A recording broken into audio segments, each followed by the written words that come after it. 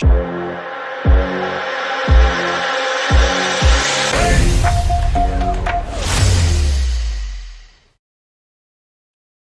everybody, this is James with WSTrades.com. I want to provide an update here on ticker symbol CLF or Cleveland Cliffs and also Netflix.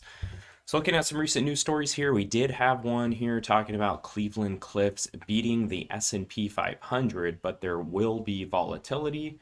So there's a story there talking about some positive news there, definitely for the stock and maybe a future outlook and how it is going to perform.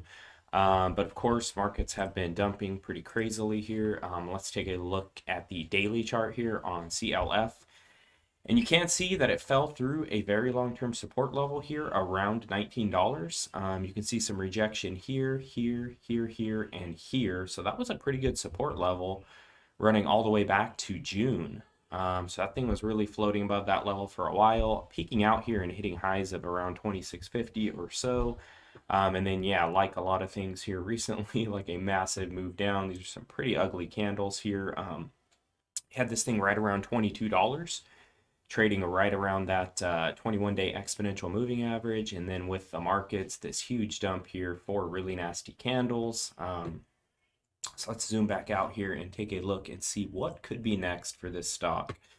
Looking at the daily time frame, I definitely see this $16 level as very key. You can see as this thing was uptrending here, making higher lows, higher highs, was in a nice little channel here, trading really nicely off of some trend lines right here.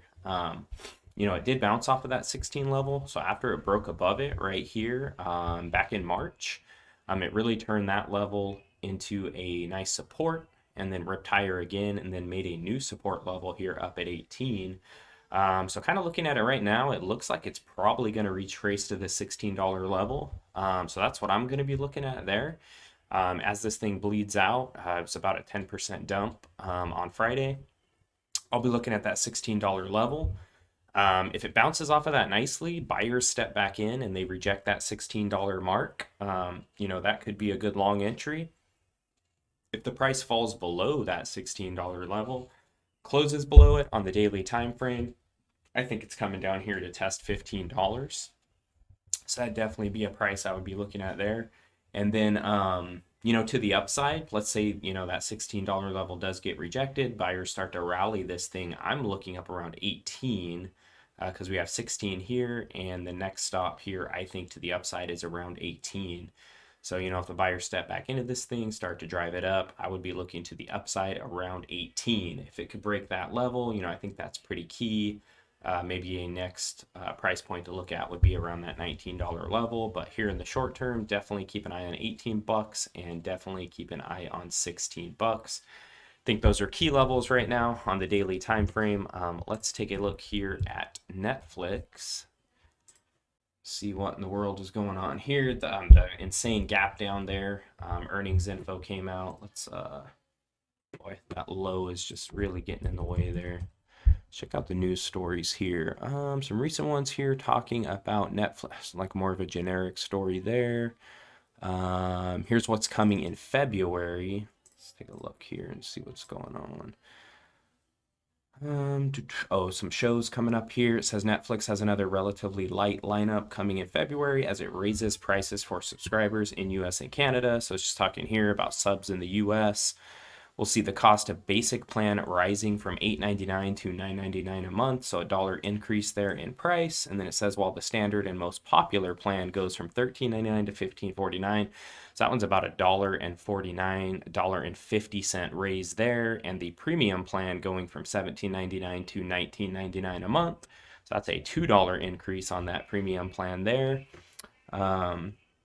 And then it's just talking about some more upcoming stuff. Other notable additions include a reboot of the classic horror movie Texas Chainsaw Massacre. That says February 18th. And then some other shows there. 3-part docuseries about Kanye West. And movies such as The Book of Eli, Caddyshack, and The Hangover, it looks like there as well. That's coming February 1st. So some information there. Let's take a look here at what is going on. Yeah, with that massive gap down, the earnings info, this was a really insane move. This thing rallying up to $700 here was pretty insane. Faced some really good rejection there. That was late November. So yeah, pretty much from that November time frame. Definitely in a downtrend. This 21-day exponential moving average is really key here. You can see its dynamic resistance at this point. After it peaked out twice here around 700 and made that move below the 21-day EMA, it tried to rally back up above it, but quickly sold off, rallied back, couldn't even get there, died again, and then had a lot of rejection right there. So this is where you can really see, like around this point here and around this point here, that the 21-day exponential moving average on this time frame is definitely dynamic resistance at this point. And with this huge gap down and this huge move down, the RSI is like around 9 or 10. This is pretty insane. I would expect some buying and maybe this thing to try to make a move back towards that 21-day EMA, even though it is so far away from that right now. Let's check out the 1 hour time frame. Yeah, this gives us a little bit of a better idea with that huge sell-off. Crazy move down. Seemed to try to bottom out here around 380. So yeah, I'll take a look at this time frame here just because it's such a big move that the stock price made. You can see about at that 380 mark a low of 379.99. That looks really key here on the 1 hour time frame. You know, is that level going to hold? If this thing starts to move lower again, look at that 380 level. You know, is it going to go back down there, test that? Is it going to reject that? Are the buyers going to be like, all right, this thing was trading at 700, now it's at 380.